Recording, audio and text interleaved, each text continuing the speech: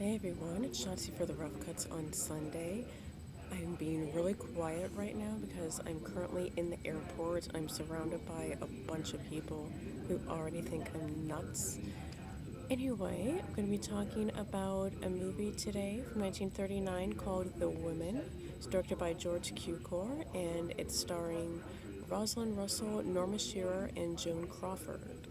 The premise of this film is that you have a wife who's played by Norma Shearer who finds out through the grapevine of her catty, gossipy friends that her husband has been seeing another woman by the name of Crystal Allen, who's played by Joan Crawford in this movie. And just basically, she has to decide between having any pride and having a husband, a concept which I think is absolutely ridiculous. Now, don't get me wrong, I enjoy this movie very much. I like it. The cast is amazing. Basically, every top actress from MGM, apart from like Greta Garbo and like maybe two or three others, were in this movie because not only do you have Norma Shearer, who's like the queen of MGM, also Joan Crawford, who was trying to get that top spot at MGM, but she was kind of like her popularity was iffy at this point in time in her career. And then Rosalind Russell, I think this was her first comedic role actually, and she did a great job. You also have Paulette Goddard, who was in this, Marjorie Main, who is Ma from Ma and Pa Kettle, and a very young Joan Fontaine is also in this movie. But so like the acting was good. It was really good. The writing was really good as well. But just the concept now, because the women, they didn't have careers. They were just wives and gold diggers and or like basically a breeder. I mean just there was no career woman at this point in time. And it was kind of crappy because they just all kind of seemed like trophies, flighty, not really airheads, but pretty close. Like nothing was really important that went on in their lives. They just lived for gossip and money, basically. There are no men in the movie, hence the name The Women. And so it's weird, that kind of dynamic, because you don't see the interaction between women and these men. It's just kind of like the men go off and work and do manly things and step out on their wives. And then you have the women who are just going around basically bouncing from husband to husband because a good portion of this movie takes place at a dude ranch in Reno where people go to get divorces. So so yeah, that's the one problem that I have with this movie. Also, it's in black and white, except for one color sequence in this, which is just basically like a sideshow, and that's where they have the fashion show. Beautiful clothes, but it's kind of ridiculous. But I still enjoy this movie. Once again, this is 1939, which was considered to be one of the absolute best years ever for American cinema because all of the big studios had blockbuster films at the time. You have, of course, Gone with the Wind, Wizard of Oz, Four Feathers, Beau Jest, Stagecoach. I mean, just numerous, huge films came out in 1939. And George Cukor was just an amazing director. He did a lot of the Spencer Tracy, Katharine Hepburn films. He also did My Fair Lady, and he was just a really outstanding director. And he did a really wonderful job in this, even though, like, I'm giving it a lot of flack, but it's an enjoyable film.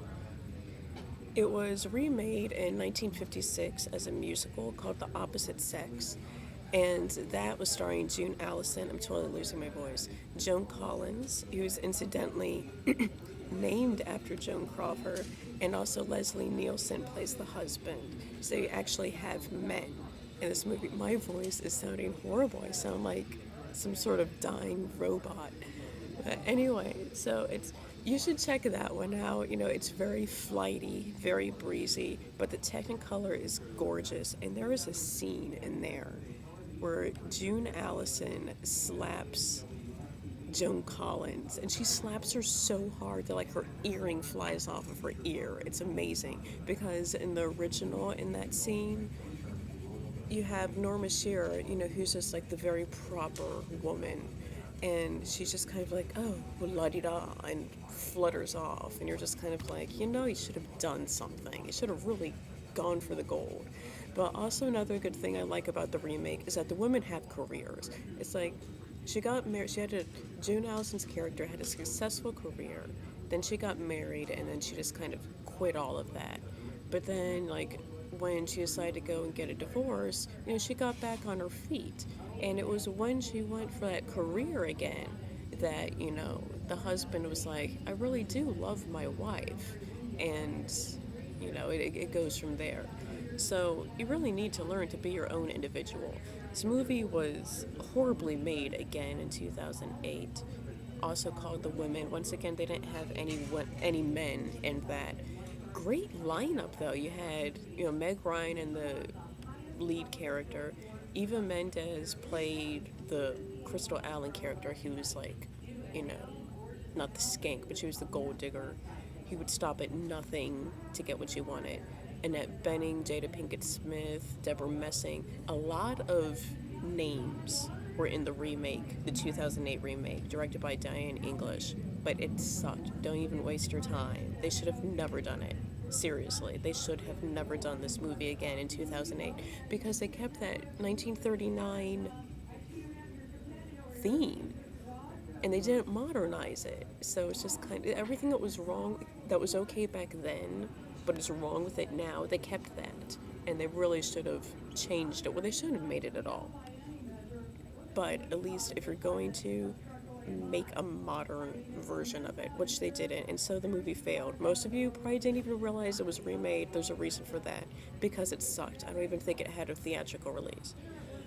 But check out the George Cukor version, 1939, because Joan Crawford is just awesome in it. She really is, because it was basically Joan Crawford playing Joan Crawford. A lot of people don't realize that before she became like a big Hollywood movie star, she did porn.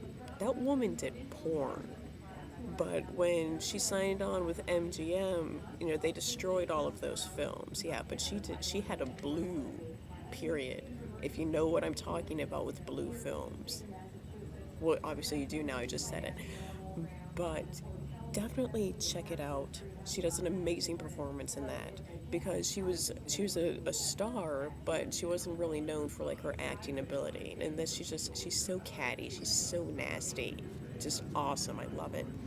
So check it out, and I will see you all next week. I hope that you can hear this. I'm trying to speak as loudly as I can without being obnoxious to like the people around me. So I was talking. I'll see you all later. Bye.